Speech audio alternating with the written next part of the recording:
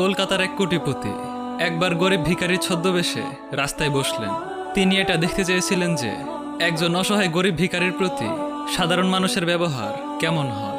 তিনি কিছু নোংরা ছেঁড়া জামা কাপড় পরেন, যেন তাকে দেখে সত্যিকারের ভিখারি মনে হয়। এভাবে সেই ধনী ব্যক্তি রাস্তায় ভিখারির ছদ্মবেশে বসলেন। সেই ছদ্মবেশী কোটিপতি অনেকক্ষণ ধরে রাস্তায় বসেছিলেন। শত শত মানুষ সেই পথ দিয়ে যাচ্ছে, কিন্তু কেউ তার দিকে ফিরেও তাকালো না। এভাবে কিছু সময় পার হওয়ার পর এক ব্যক্তি তাকে 1 রুপি দিলেন, তবে তিনি সেই ভিখারির দিকে ফিরেও তাকায়নি। সেই পথচারী খুবই অহংকারের সাথে ভিখারির সামনে রাখা পাত্রে রুপিটি ছুঁড়ে দিয়ে চলে গেলেন। এভাবে প্রায় 1 ঘন্টা পার হয়ে গেল, আর কেউ কোনো ভিক্ষা দিল না। এমন সময় এক ব্যক্তি এসে সেই ভিখারির সামনে দাঁড়ালেন। তখন ভিখারির বেশে থাকা ধনী লোকটি তার কাছে সাহায্য চাইলেন এবং বললেন তিনি সারাদিন না খেয়ে আছেন। এ কথা শুনে সেই পথচারী তার মানিব্যাগে হাত নিয়ে দেখলেন তাতে কোনো রুপিই নেই। এরপর তিনি একটু ভেবে তার হাতে থাকা ব্যাগের ভেতর থেকে কিছু খাবার বের করে লোকটি দিয়ে বললেন, আমার কাছে এইটুকুই আছে আপনাকে দেওয়ার মতো। এই দৃশ্য দেখে ভিখারি তাকে জিজ্ঞেস করলেন, আপনি আমাকে সাহায্য করতে দাঁড়ালেন কেন? আমি এখানে 1 ঘন্টা ধরে বসে আছি। আপনি একমাত্র ব্যক্তি যে আমার কাছে এসে দাঁড়ালেন। উত্তরে সেই পথচারী বললেন, আপনি বলেছেন আপনি ক্ষুধার্ত।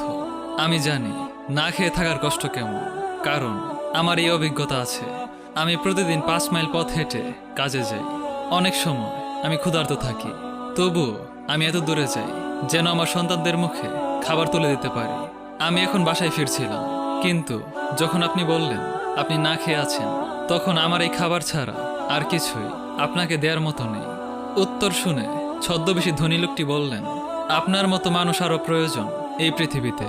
আমার সামনে দিয়ে অনেক ধনী লোক হেঁটে গিয়েছে, কিন্তু কেউ ফিরেও তাকায়নি। আপনার কাছে তেমন কিছুই নেই, কিন্তু আপনি সব দিয়ে দিতে দ্বিতীয়বারও ভাবেননি। এরপর ধনী ব্যক্তিটি তার আসল পরিচয় দিয়ে সেখানে তার ছদ্মবেশে বসার উদ্দেশ্য জানালেন। তিনি বললেন, আমি দরিদ্র ভিখারি নই, আমি আসলে একজন কোটিপতি। আমি এখানে বসেছি কারণ একজন অসহায় মানুষের প্রতি অন্যান্য মানুষের আচরণ কেমন তা দেখার জন্য। এরপর তিনি একটি চেক বের করে তাতে 1 লক্ষ রুপি লিখে সাইন করে সেই পথচারীর হাতে দিলেন। আশা করি এটা দিয়ে আপনি নতুন কোনো কাজ শুরু করতে পারবেন, যাতে করে আপনি পরিবার নিয়ে আরো ভালো থাকতে পারেন।